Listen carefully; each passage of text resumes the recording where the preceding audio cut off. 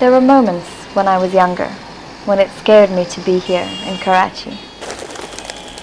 I used to shiver in the dead of summer nights, begging myself to sleep, and praying that I might push past the fear of the violence and the spectres of the dead that surrounded me and my city.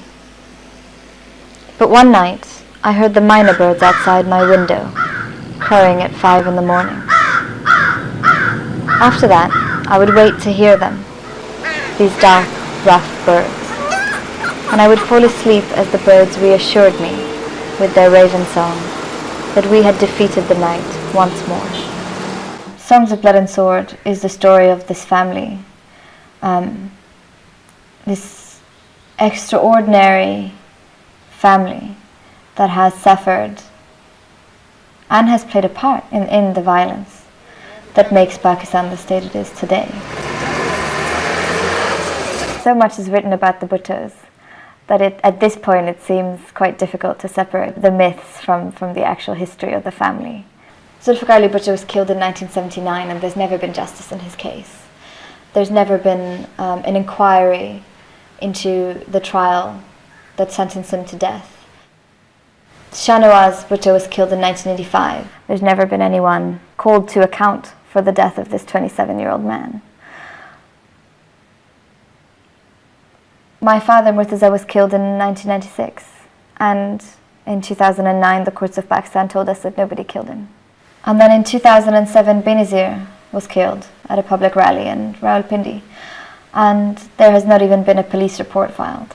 Songs of Blood and Sword was a journey for me through my father's life and his murder. My father, Murtaza, was an elected official, an elected member of parliament at the time, and was very critical of both my aunt Benazir Bhutto and Asif Zardari, her husband's corruption. So this is Clifton Road, where my father and 6 of his associates were killed on the night of the 20th of September. And as you can see, we're just feet away from the main door of the house. My brother, who was 6 at the time, Zulfi, my mother, Ghinwa, and I were all at home waiting for my father that night. And his car would have come down this very road right in front of us. Just seconds, really, till he would have reached our front door. But this entire road, till the end of the road, was cut off. My father's convoy of 4 cars was stopped right along here on this road, directly opposite the police house and in front of the Clifton Gardens. The police were everywhere. They were in the side streets, along the road, in the trees. And a police officer was charged with identifying that Murtaza Bhutto was in fact in the vehicle. When my father rolled down the window and it was obvious that he was seated in the front of the car, a one-shot signal was given and a police officer called out to fire.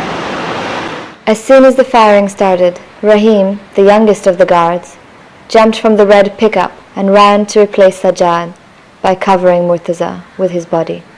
He too was felled with a single sniper shot to the head, dying instantly. My father had been shot several times. His face had been hit, his beautiful, smiling face. And he had superficial wounds on his chest and arms. None of the shots in the hail of gunfire hit him seriously, though. He was still alive. About half an hour, 45 minutes after the shooting, was still conscious. He was still able to walk. He was still speaking. And he was moved into a police van. And witnesses and survivors say that he walked to the police van and sat inside it. The police drove on the opposite side of Clifton Road up until the monument of the 2 swords, the Talwar. And there a one-shot sound was heard. And that's where the police fired the fatal shot into my father's jaw, which is the shot that killed him. There is, I think, a moral responsibility for my father's murder. And then there is a political responsibility. And Benazir Bhutto's government bears both. it's become harder and harder for Benazir and Asif Zardari to proclaim their innocence. Masood Sharif, who at that time was the head of the intelligence bureau that reported directly to the Prime Minister, and who was on the road in Clifton that night, was inducted into Benazir's Central Committee of the People's Party that she ran. Asif Zardari, once in office as president in 2009, awarded a national medal, a Hilal-e-Imtiyaz, to Shoaib Sadal because of his services to the Pakistani people.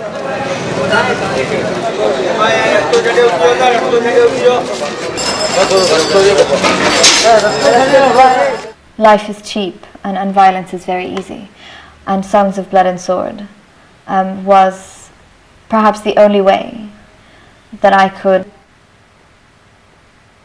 could seek some justice for my family, for this family that has lost its sons and its daughters and its children, to a violence that is unrepentant and a violence that will never be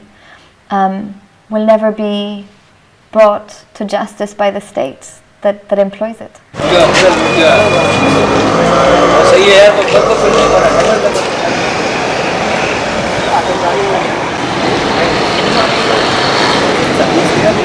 Amidst all this madness, all these ghosts and memories of times past, it feels like the world around me is crumbling, slowly flaking away. Sometimes, when it's late at night, I feel my chest swell with a familiar anxiety. I think, at these times, that I have no more place in my heart for Pakistan. I cannot love it anymore. I have to get away from it for anything to make sense. Nothing here ever does.